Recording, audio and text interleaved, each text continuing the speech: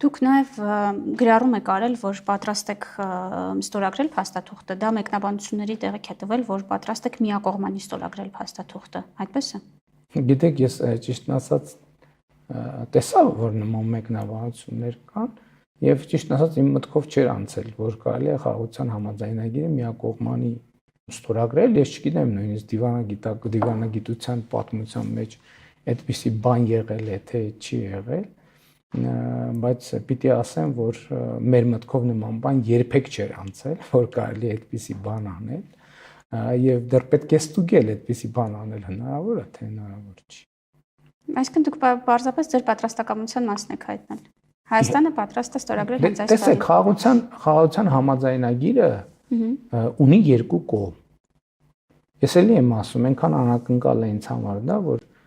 ես հանձնարարել եմ ստուգեն, ընդհանրապես տենց պրակտիկա մարդկության պատմության մեջ եղել է, թե չի եղել։ Այդ փաստաթուղթը ունի երկու կողմ։ Իմիջիայլոց նաև շատ քննարկվում է այն հարցը, թե ինչու Հայաստանի կառավարությունը չի հրապարակում այդ թուղթը եւ այլն եւ այդպես շարունակ։ Ես պատրաստվում եմ այս հարցը։ Գոնե ընդդիմադիր падգամավորները ծանոթանան, որոնք նախկինում ունեցել են շատ բարձ պատճառով,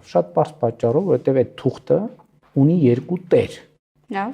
Այդ տերերից մեկը Հայաստանի կառավարությունն է,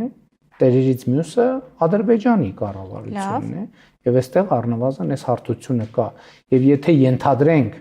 որ կան ուժեր, ում պատրվակներ են պետք, որպեսզի այդ թուղթը չստորագրվի, այդ թղթի միակողմանի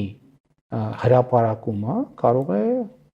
այդ պատրվակների նժարին ինչ որ մի կշիռ ավելացնել։ Ինչ վերաբերվում է ընդդիմադիր падգամավորներին, ես կարծում եմ, որ կան ընդդիմադիր падգամավորներ, ովքեր ծանոթ են տեքստին, բայց նաև հետևյալը ասեմ, վերջնական տարբերակին։ Այո, եթե հետևյալը կարող եմ ասել, եկեք պատկերացնենք մի իրավիճակ, որի հետ նախկինում մենք բախվել ենք, որ ընդդիմադիր падգամավորները, ընդ որում ցուցադրելով մեր բաց լինելը, մենք ստեղծում ենք հնարավորություններ, որպեսզի մարդիկ ծանոթանան այդ փաստաթղթին եւ նրանք կարդալուց հետո դուրս են գալիս եւ սկսում են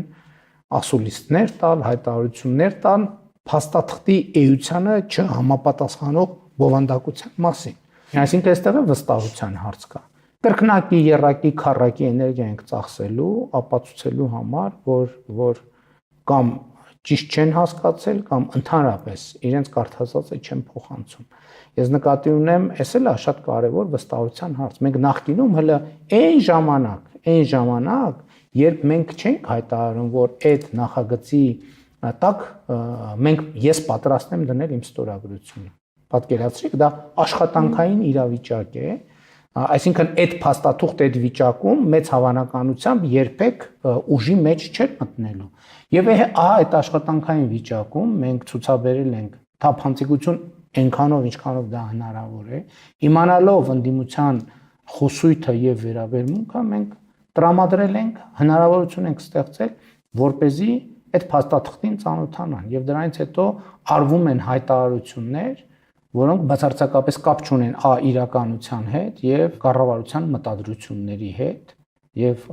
տեղի ունենում վստահության խաթարում։ Այսինքն ինչի համար մենք ստեղծենք իրավիճակ, երբ այն ուժերը, որոնց հիմնական խնդիրը աղավաղելն է խաղաղության գործընթացը եւ նրա էությունը, դա անելու եւս մեկ հնարավորություն ստանան։